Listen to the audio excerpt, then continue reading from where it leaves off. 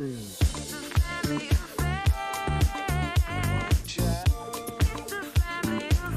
à bord, si vous nous rejoignez 8h22, vous avez 1000 fois raison. On va en fait visiter les coulisses aujourd'hui avec Anna, bien sûr, tout à l'heure, coulisses d'opéra. Et coulisses du cinéma aussi avec Charlotte. On va commencer d'ailleurs par le cinéma et parler de ce film sur le tournage duquel vous êtes allés. Et avec un décor exceptionnel, somptueux et très étonnant. Et oui, je suis partie à la recherche de l'origine du mal, ce qui est en soi tout un programme, mais c'est surtout le titre du 3e film de Sébastien Marnier. C'est un thriller familial, une ambiance un peu à la Chabrol, qui a la particularité de n'avoir que des femmes à l'écran. Et un gars quand même. Un seul, à l'exception de Jacques Weber. Il est entouré de Laure Calamy, Doria Tillier, Dominique Blanc et la jeune Céleste Brunkel, la révélation de En Thérapie.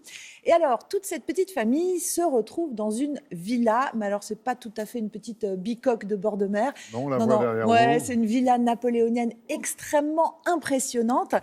Et une villa qui a été souvent utilisée au cinéma. Et c'est là où on peut voir tout le travail des chefs décorateurs qui, à chaque fois, en changent l'ambiance, les détails, l'atmosphère pour coller au film. Si vous regardez attentivement le polar feutré avec Pierre Ninet, Un homme idéal, ou encore la chronique de la bourgeoisie oisive, Les Estivants de Valéria Bruni-Tedeschi, et même la comédie potage de Michael Youn, Divorce Club, eh bien, vous observerez qu'il s'agit à chaque fois du même lieu, méconnaissable d'un film à l'autre, mais c'est bien au même endroit. Cette villa, donc, eh bien, Sébastien Marnier s'en empare à son tour pour son film. Il a fallu redécorer les 3000 mètres carrés avec 5000 objets très particuliers qui ont été apportés par l'équipe de décoration qui est chapeautée par Damien Rondeau, le chef déco du film, et qui a donc entièrement redécoré cette villa dans une ambiance assez particulière. Vous allez voir, regardez.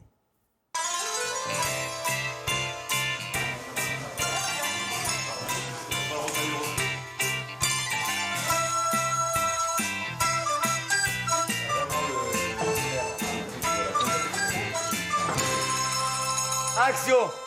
Bonjour Sébastien Marnier. Bonjour. Alors on est là sur le décor principal de votre 3e film, L'origine du mal, que vous êtes en train de tourner. Une maison, comment on va dire, modeste. Une modeste petite... En toute modestie, oui. Voilà. Est-ce que vous aviez déjà cette maison quand vous avez écrit le scénario? Le hasard a fait que j'ai visité cette maison il y a presque 3 ans maintenant. J'avais déjà des premières versions de scénario et j'ai entièrement réécrit le scénario pour cette maison qui est très particulière. Vous la décrivez comme à la fois kitsch et d'un goût exquis. Ça sera l'image du film? Peut-être, oui, je crois que j'aime bien le kitsch. Le film l'est un peu, il est surtout étrange. C'est vrai que cette maison, elle est chargée de beaucoup d'histoires. Et nous, avec la déco et tout ça, on l'a complètement remodifié à l'intérieur pour créer vraiment un décor à la fois hollywoodien et effectivement un peu kitsch. En fait, on s'est beaucoup inspiré de Sunset Boulevard, par exemple. Damien, on est où là? Là, on est dans le séjour de Louise. Qui est incarné par Dominique Blanc. Qui est incarné par Dominique Blanc. Toute l'idée de cette pièce, c'était de montrer sa folie et de montrer cette maladie, de collectionner absolument tout ce qu'elle trouve du matin au soir. Et les cartons font partie du décor. Et les cartons font partie du décor, puisqu'en fait, elle collectionne absolument tout. Et là, on entre dans cette pièce incroyable. Le jardin d'hiver. Le jardin d'hiver. Et là, on a vraiment créé les salons par rapport au scénario, entièrement. Une tourniquette pour faire la vinaigrette, un bel aérateur pour bouffer les autres. Alors là, tout d'un coup, kitsch, rococo, Liberace.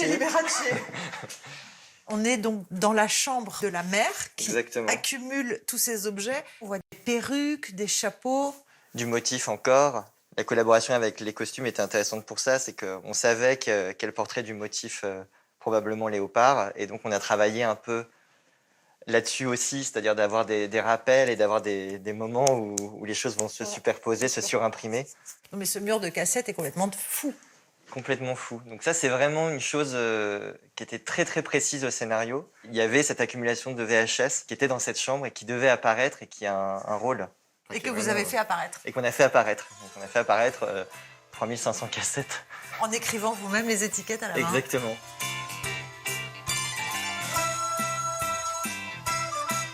J'adore participer au choix de tous les meubles, de toute la déco, de tous les accessoires, de tous les bibelots en fait, puisque chaque pièce a une ambiance particulière et chargée de choses qui sont censées justement raconter quelque chose, parce que à la fois la déco, les costumes, toute la direction artistique doit prendre aussi un rôle narratif.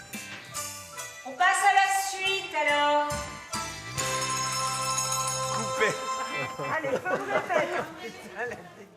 Eh ben, et la suite, ça sera demain, justement, puisque je vous parlerai des costumes du film qui, là encore, sont loin d'être neutres ou anodins. Et puis, si vous voulez en savoir plus sur les préparatifs d'un film, je vous conseille vraiment la lecture de French Mania. C'est un magazine passionnant consacré au cinéma francophone. Et Sébastien Marnier, justement, il partage son moonboard. Ce sont des collages de toutes ses inspirations artistiques pour le film.